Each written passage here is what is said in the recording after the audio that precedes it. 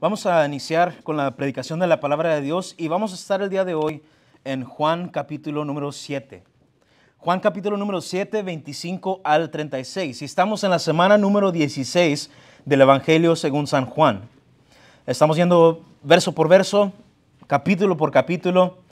Y de hecho el día de hoy este sermón lo voy a dividir en dos partes. Voy a predicar la parte 1 el día de hoy y la parte 2 la próxima semana, porque es tanto lo que podemos ver que jamás vamos a terminar en un solo sermón. Así que el día de hoy vamos a ver esto. Jesús es el Mesías, parte número 1. Y recordamos dónde estamos en la palabra de Dios. En el capítulo número 7, Jesús hizo algo interesante. Fue al templo durante el tiempo de las fiestas de las tiendas. Tenemos unas imágenes ahí. Esta celebración como el país de Israel, donde hacían tiendas de campaña recordando que Dios los había rescatado y los había llevado en el desierto y de hecho habían vivido en tiendas de campaña. Sabemos que cuando Jesús subió al templo empezó a enseñar cosas que eran muy difíciles de entender, que causaba división entre las personas. Los que no creían en Él pensaban que estaba loco, que no estaba en su mente correcta. Los que sí creían en Él eran muy pocos y decían, tú tienes palabras de vida eterna. Y eso nos encontramos el día de hoy.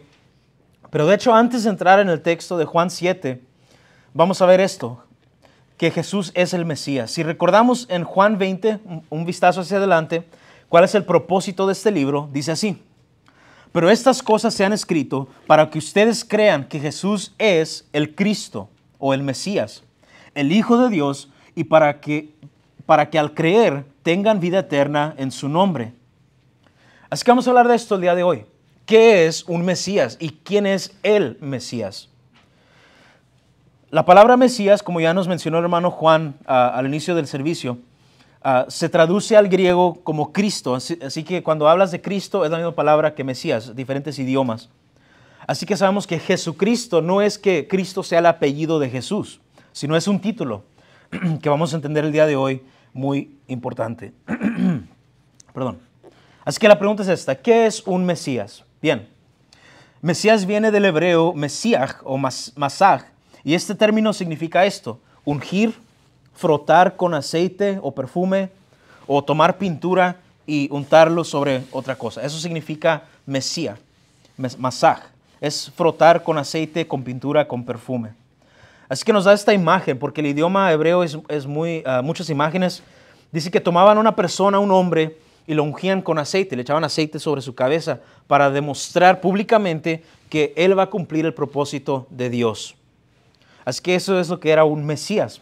Y de hecho en el Antiguo Testamento habían muchos Mesías. Si usamos ese término muy liberal, de una forma muy liberal, habían muchos Mesías. Y vamos a ver los tres tipos de Mesías en esta mañana. Número 1, los profetas. Un profeta era una persona, un hombre que fue ungido públicamente por Dios para hablar su palabra a las naciones. Si recordamos los nombres de algunos profetas, ¿cuáles eran algunos de ellos? Díganme los nombres. Ya me dijo todos el hermano. Daniel. ¿Quién más? Isaías, Ezequiel, los profetas de Dios.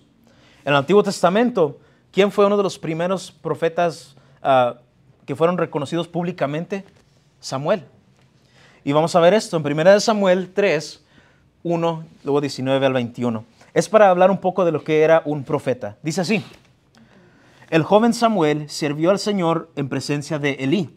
La palabra del Señor escaseaba en aquellos días y las visiones no eran frecuentes. ¿Qué pasó en el tiempo de Samuel? No habían profecías, no habían profetas. No había visiones de que soñé esto, no existía eso. Dice que escaseaba, palabra de Dios, escaseaban las visiones. En ese entonces Dios eligió a este jovencito Samuel. Y mira lo que dice en el 19. Samuel creció y el Señor estaba con él. No dejó sin cumplimiento ninguna de sus palabras. Así que un profeta tenía que hablar la palabra de Dios y no podía fallar una sola palabra de lo que él decía. ¿Y qué dice el 20? Y todo Israel, desde Dan hasta Beerseba, supo que Samuel había sido confirmado como profeta del Señor. Y el Señor se volvió a aparecer en Silo, porque el Señor se revelaba a Samuel en Silo por la palabra del Señor. Uno de estos primeros Mesías eran los profetas.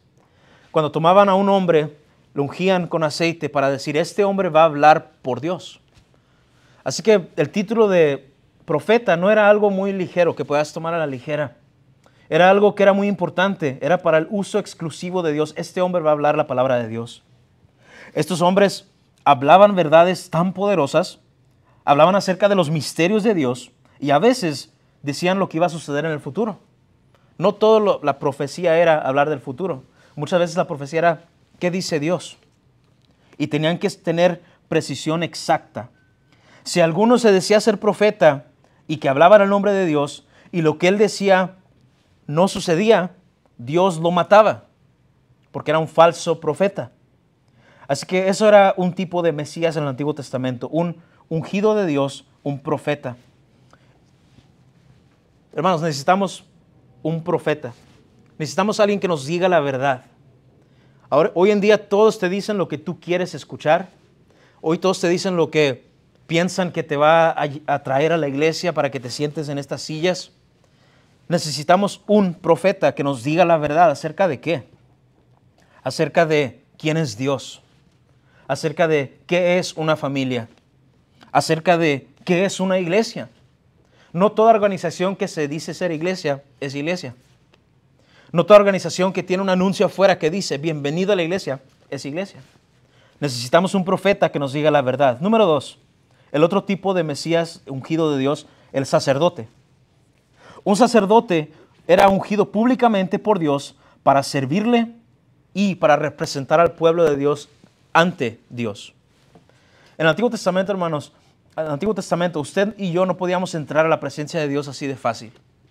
Dios dice, no va a haber un hombre que me vea y que viva, porque no somos perfectos, no somos santos. Así que Dios hizo esto, llamó y ungió sacerdotes, hombres que representaban al pueblo delante de Dios. Y mira esto en Hebreos 5, 1 al 4. Dice, porque todo sumo sacerdote tomado de entre los hombres es constituido a favor de los hombres en las cosas que a Dios se refieren, para presentar ofrendas y sacrificios por los pecados. Es lo que hacían los sacerdotes. Mataban los animales, presentaban estas ofrendas hacia Dios en el lugar de las personas. 2. Puede obrar con benignidad para con los ignorantes y extraviados, puesto que él mismo está sujeto a flaquezas. Por esa causa está obligado a ofrecer sacrificios por los pecados, tanto por sí mismo como por los del pueblo. Un sacerdote intercedía. Venía entre Dios y las personas. Pero un sacerdote humano también tenía pecado. Y déjame le digo esto, hermano. Si usted alguna vez ha escuchado de que no puedes tocar el ungido de Dios porque es el santo de Dios, hermano, es igual de pecador que usted y yo. Yo no soy más santo que usted porque predico la palabra de Dios. Yo no soy más cristiano que usted porque mi trabajo es predicar la palabra de Dios. Dice que el sacerdote tenía que hacer sacrificio por sí mismo. 4. Nadie toma este honor para sí mismo, sino que lo recibe cuando es llamado por Dios, así como lo fue Aarón. Nadie puede decir, yo soy sacerdote. Yo soy pastor porque yo digo que yo soy pastor. Yo soy profeta porque yo soy profeta. Dice, no, nadie toma este nombre para sí mismo, sino que Dios lo llamaba, así como fue Aarón en el Antiguo Testamento. Sacerdotes. Necesitamos un sacerdote que interceda de nuestra parte con Dios. Porque, hermanos, es imposible que usted y yo lleguemos a Dios por nuestras propias obras. Imposible. Hombres que ocupaban el lugar del pueblo de Dios y ofrecían sacrificios, estos eran los sacerdotes. Y una vez al año el sumo sacerdote entraba en el lugar santísimo del templo y ahí él veía la presencia de Dios, el Shekinah, la luz de Dios. Bien, número 3. El tercer tipo de Mesías o de ungido en el Antiguo Testamento. Los reyes. Los reyes eran ungidos públicamente por Dios para gobernar al pueblo de Dios con justicia. Sabemos que la Biblia tiene la historia de todos los reyes. De hecho, hay un libro que se llama Reyes y Crónicas. Ahí vienen las historias de los reyes de Israel. Y vemos esto en 1 Samuel 16, que fue el primer rey del pueblo de Israel, que fue Saúl. Y si sabemos el contexto, sabemos que Saúl le falló a Dios, hizo algo que Dios no le había dicho que hiciera. Y mira lo que dice aquí en 1 Samuel. El Señor dijo a Samuel, ¿hasta cuándo te lamentarás por Saúl, después que yo lo he desechado para que no reine sobre Israel? Llena tu cuerno de aceite y ve, te enviaré a Isaí, el de Belén, porque de entre sus hijos he escogido un rey para mí. Dios había desechado a Saúl. Dios ya no le servía a Saúl. Saúl físicamente era imponente, dice que era una cabeza más grande que los demás, fuerte, y le gustaba hacer guerra, le gustaba defender al pueblo de Dios.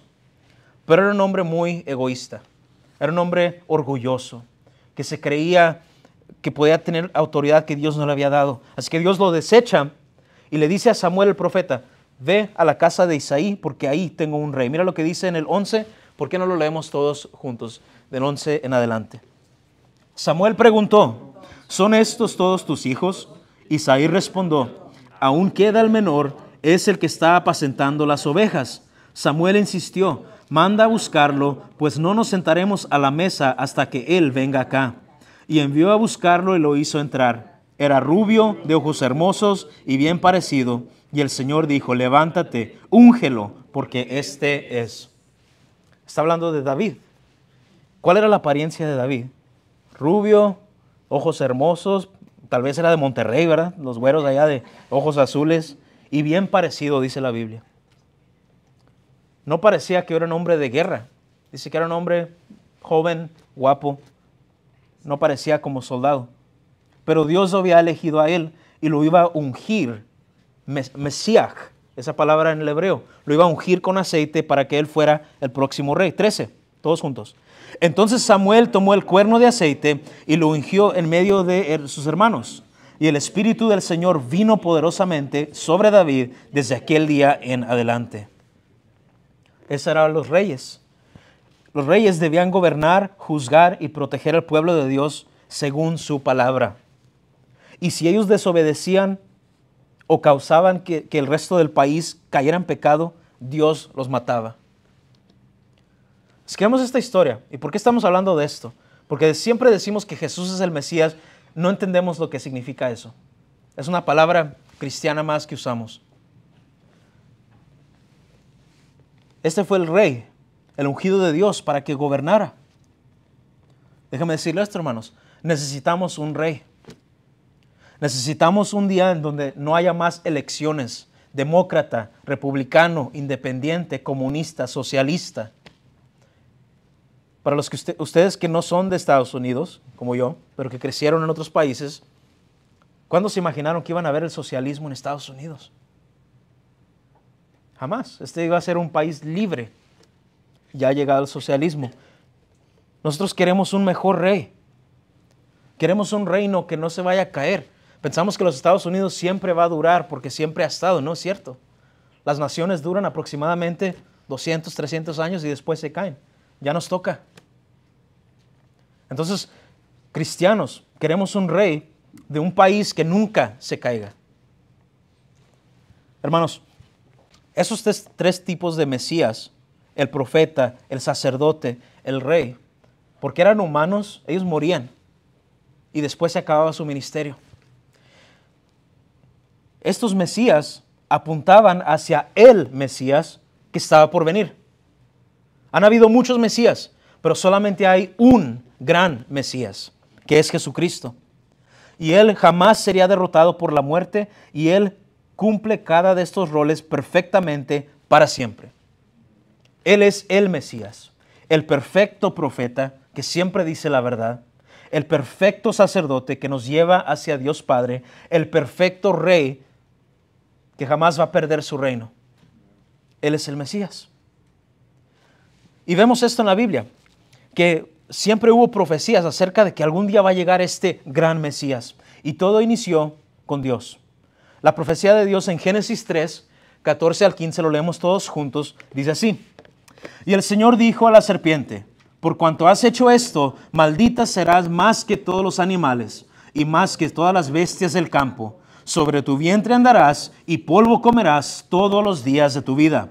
Pondré enemistad entre tú y la mujer, entre tu simiente y su simiente. Él te herirá en la cabeza y tú herirás en el talón. Si vemos desde el inicio, cuando cae en pecado Adán y Eva, Dios viene y hace una profecía a Él mismo. Él dice, algún día va a llegar un hijo de una mujer y tú, Satanás, lo vas a herir, le vas a morder el talón, por decirlo así, pero Él va a pisar tu cabeza. Era la primera profecía diciendo, va a llegar un Mesías que va a destruir a Satanás, aunque por un tiempo breve Satanás lo va a lastimar, que fue la crucifixión de Cristo. La primera profecía. La segunda fue esta, la de Moisés. Deuteronomio 18 dice esto todos juntos. Un profeta como tú levantaré de entre sus hermanos y pondré mis palabras en su boca y él les hablará todo lo que yo le mande. Moisés dijo, algún día ya los rescaté, pueblo de Dios, no fui yo, fue Dios. Algún día va a salir un profeta que va a hablar la palabra de Dios y él les hablará todo lo que yo les mande. Hermano, tal vez ustedes han tenido amigos pastores, tal vez yo no sea su primer pastor, pero todos los que hablan la palabra de Dios de vez en cuando se equivocan. Que en vez de decir 5,000 que alimentaron, fueron 6,000. No, es que fueron 5,000, me equivoqué. Que fue Galilea, no, que fue Judea. Dice mi pastor que había un hermano que apenas iba aprendiendo la palabra y dice que Jesús pasó por Cesarea. Y no, es que no era Cesarea, era Cesarea. Un pueblo. Cometemos errores porque somos humanos. Pero dice Moisés, va a llegar un gran Mesías que jamás va a cometer errores y siempre va a hablar la palabra de Dios. Y número 3, la profecía de David. Si usted lee los salmos, se da cuenta que no solamente son alabanzas, muchas veces son profecías de Dios. Y mira lo que dice Salmos 2, del 6 al 12, leemos de una forma alternada, dice así. Pero yo mismo, dice Dios, he consagrado a mi rey sobre Sión, mi santo monte. 7.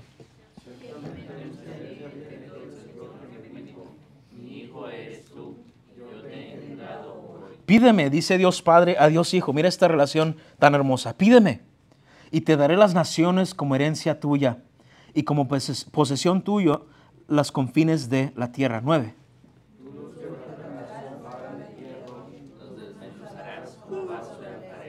Ahora pues, oh reyes, muestren discernimiento, reciban una amonestación, oh jueces de la tierra.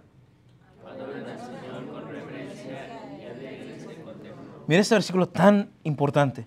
Honren al Hijo para que no se enoje y perezcan en el camino, pues puede inflamarse de repente su ira.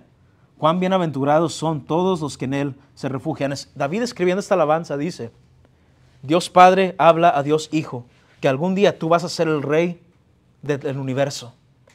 Y todos los reyes van a venir a someterse hacia ti.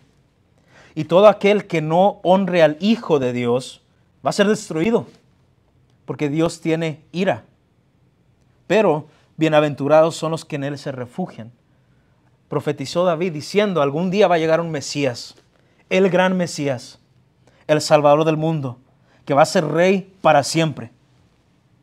Y bien, ahora sí llegamos al texto del día de hoy. Esa fue la introducción. Pero por eso dividí el sermón en dos partes, porque no vamos a acabar el día de hoy. Juan 7, 25 al 31. Vaya conmigo, vamos a leer muy breves. Entonces algunos de Jerusalén decían, recuerdan que Jesús está en el templo, está enseñando y a mucha gente no le gusta. Algunos de Jerusalén decían, ¿no es este al que procuran matar? Recuerden que querían matar a Jesús. 26.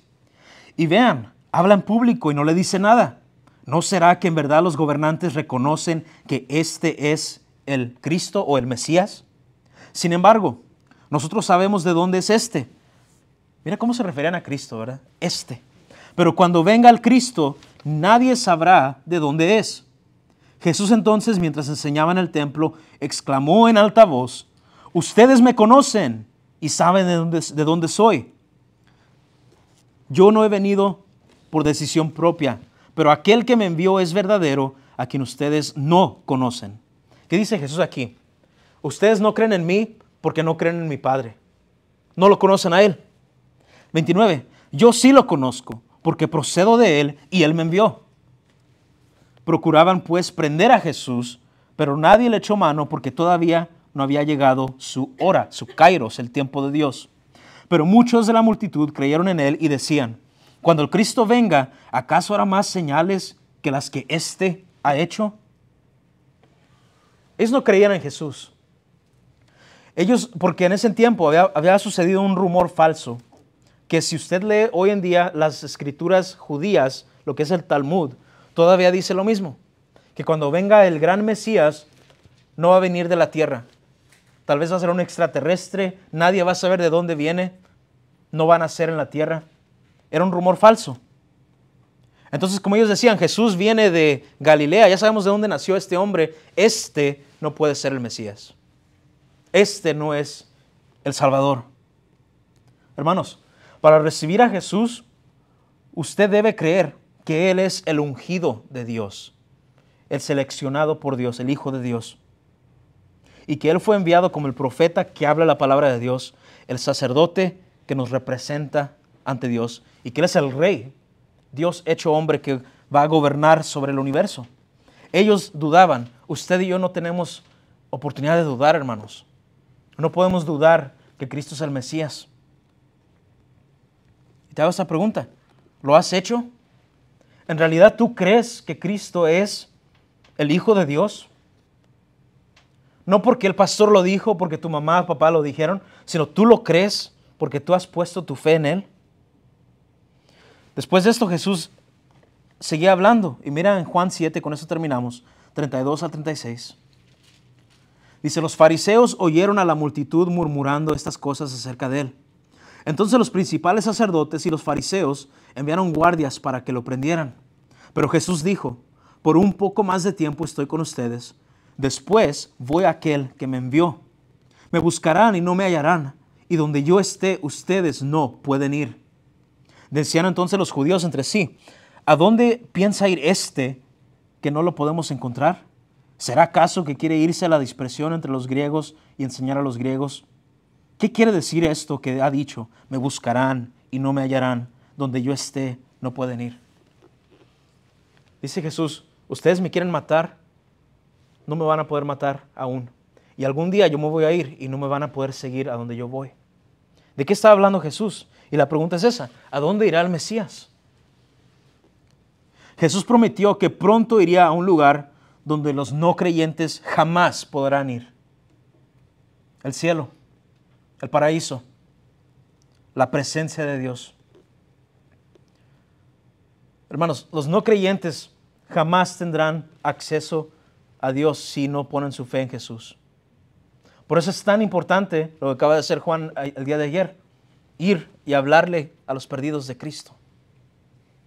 Y qué interesante que habló con un hombre judío, porque hablando de eso de las iglesias bautistas, muchas iglesias bautistas aman tanto a Israel que a veces no comparten el evangelio con judíos, porque dicen, no, Dios como quiera los va a salvar, son el pueblo de Dios.